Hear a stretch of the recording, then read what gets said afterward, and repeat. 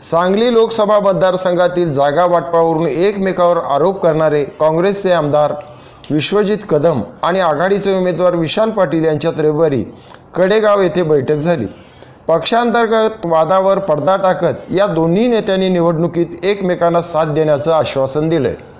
विशाल पाटील यांनी रविवारी दुपारी विश्वजित कदम यांची कडेगाव येथे त्यांच्या निवासस्थानी भेट घेऊन निवडणुकीत रणनीतीविषयी चर्चा केली।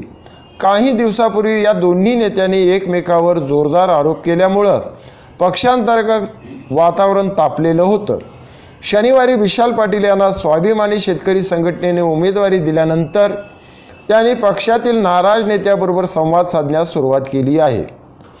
याची सुरुवात त्यांनी विश्वजित कदम यांच्यापासून केली।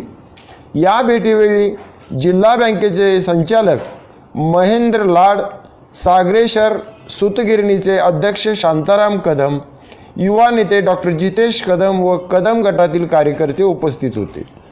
दोन्ही नेत्यांनी झालेल्या वादावर पडदा टाकत भाजपाविरोधात एकसंघपणे लढण्याचा निर्णय व्यक्त केला आहे।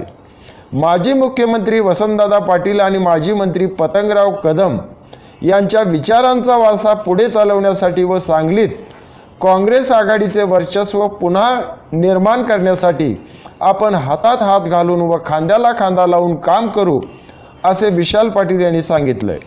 यावर विश्वजित कदम यांनीही सकारात्मक प्रतिसाद देत ही निवडणूक ताकदीने लढवण्यासाठी समर्थ साथ देणार असल्याचा विश्वास पाटील यांना दिला आहे।